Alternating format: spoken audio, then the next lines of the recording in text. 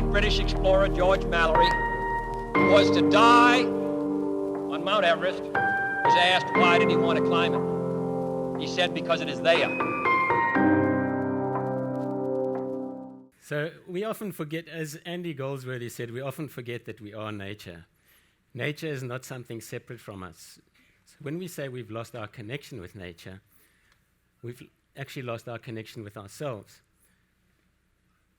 Now, Goldsworthy made me realize that my purpose is not just to make wildlife films, but my gift and purpose is to make films that enable nature to reconnect us with ourselves before we lose ourselves entirely. And so I spent 2 years living and filming this family of cheetah in Zimbabwe. And I hadn't seen them for a year, and I was walking one day and I saw this cheetah in the distance.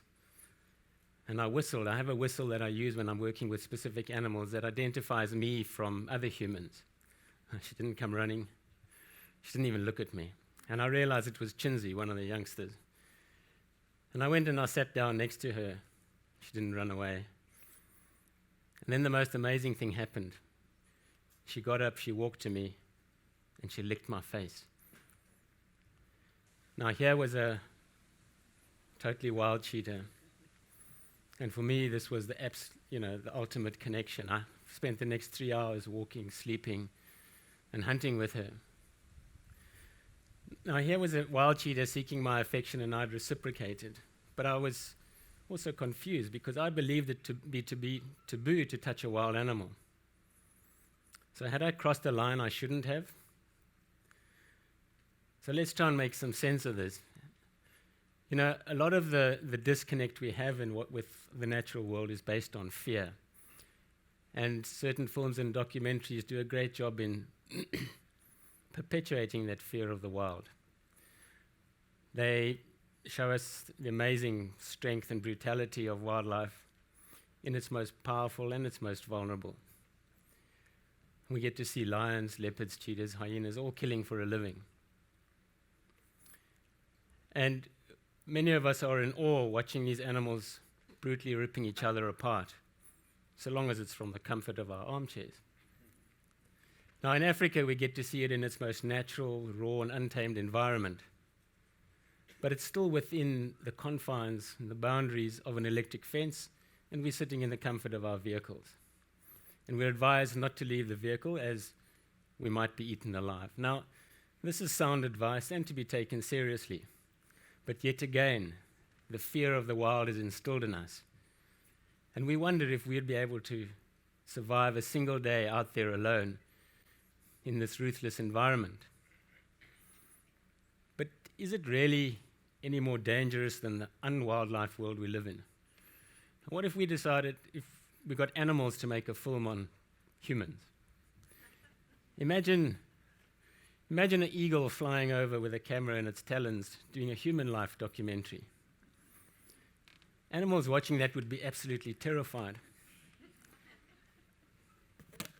They wouldn't be able to make any sense of our behaviors, and they wouldn't. Sorry, this moved up. Has it come off? Oh. You know, if animals had to watch that, they would be absolutely terrified, seeing people brutally murdering each other, witnessing our senseless wars where thousands of people are killed. There's no ways they'd want to live around us. Now, based on that human life documentary, surely we should be terrified too. And yet we seem to live pretty reasonable lives alongside our fellow beings. And we add to this complete disconnect that we have with the wildlife, even in the way that we film. We sit in a vehicle with a big lens, with all the activity taking place 50 to 100 meters away. We're not a part of it. We're completely disconnected. There's no attachment.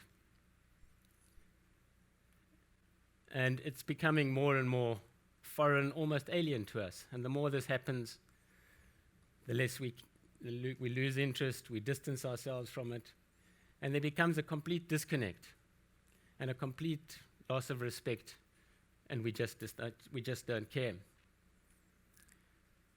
So how do we as humans, we've totally lost our connection with nature, and there's a complete disconnect between people and wildlife. So how do we reconnect with this wild world that we live in? And I believe that we have to anthropomorphize, that is, give animals human characteristics so that the audience can engage and feel connected and relate to them. Now, Disney did a great job in doing that in the animated film The Lion King. They gave animals human characteristics, which made them completely relatable and endearing to us. Another thing Disney did, they created an awareness about hyenas. And for most people, what they know about hyenas, they learned from The Lion King. But sadly, their behaviors were so badly distorted that scientists tried to sue Disney for misrepresentation. But then I suppose bad press is good press. But hyenas always get a bad rap. And like Disney, a lot of wildlife films cast hyenas as the villains, characterizing them as horrible, dirty, smelly, ugly, stupid, cowardly scavengers. None of this is true. Hyenas are highly intelligent, with an intelligence on a par with primates. Relative to their body size, they have the largest brain of any mammal. They're amazing mothers, spending a huge amount of time raising their young. You know, your dog will suckle his puppies only for 3 months. Hyenas will suckle theirs for at least 14 months. They're not the scavengers they're made out to be, but they're highly successful hunters, killing most of what they eat. And they run a matriarchal social system where the females dominate, a social system that cares for all.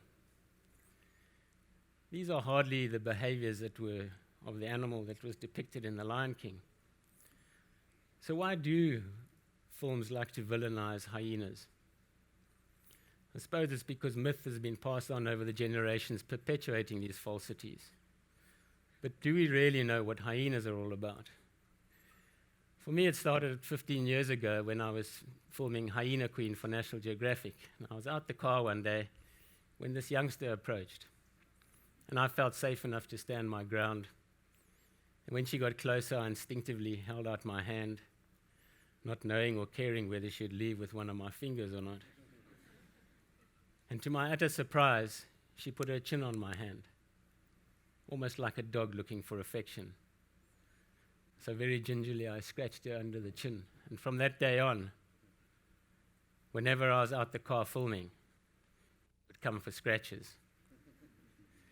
Now, I've been licked and nibbled and nuzzled by cheetahs, leopards, and hyenas.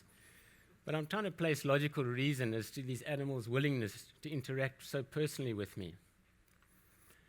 Normally, I spend about 2 years on a production filming a specific species. And over that period, I spend probably 90% of my time with them. Now, as a wildlife filmmaker, I'm always trying to film at the animal's eye level, as this helps engage the audience and makes them feel connected.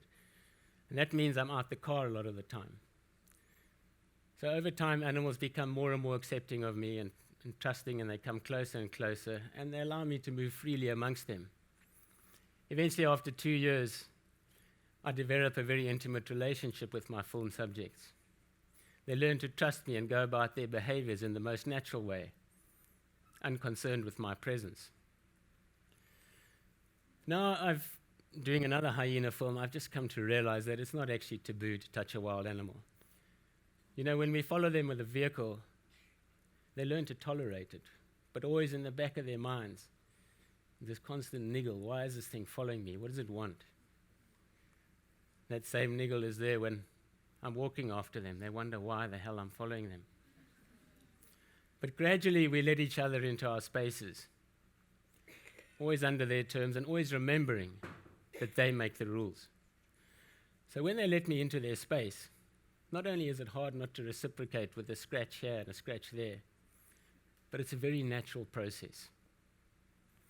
And this giving of love and affection, together with a huge amount of respect, takes our relationship to a higher level where we actually bond. And it's that bond that's greatly responsible for the very intimate and unique way that I'm able to capture the essence of life in the wild and translate this into the films that I make.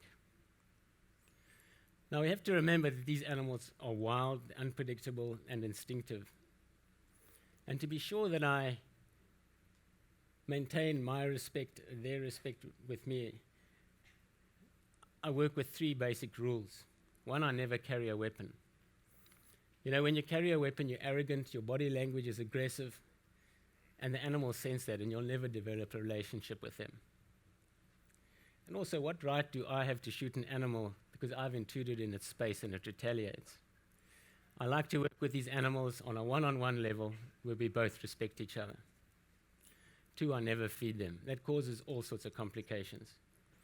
And 3, they make the rules. It's up to them to decide whether they want to engage with me or not.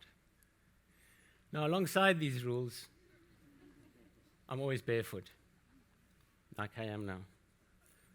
And I do that because it helps me engage and understand what these animals are up against on a daily basis, so that I can work with them on an even level. You know, when we wear shoes, we're very aggressive in the way we walk, and we crunch over stuff in the bush. But when you're barefoot, and there are lots of thorns out there, you're very aware of your every step. So now, instead of perpetuating the fear of the wild, as many films and documentaries do, I'm trying to get my audience to come away with a sense of deep understanding, of a lasting connection that minimizes the fear and the misunderstanding that we have of this incredible, untamed world. I believe that my films are now taking us to a place where we came from, that time and space when we used to roam the African plains alongside these animals, and reconnecting us with our past. So I'm hoping that my films will elicit emotions and senses that people can relate to, so that when it comes to making choices, we're inspired to wanting to save what little there is left. Now, this is totally relatable. This is just like your dog wanting to play with you. And it's moments like this that will help us connect with nature and find ourselves. And if we can get that right, when it comes to making choices between having to save wild habitat or industry, hopefully we'll be inspired to save habitat and all the creatures it supports. And as Baba Diem said, in the end we'll conserve only what we love only what we understand, and understand only what we are taught. Thank you.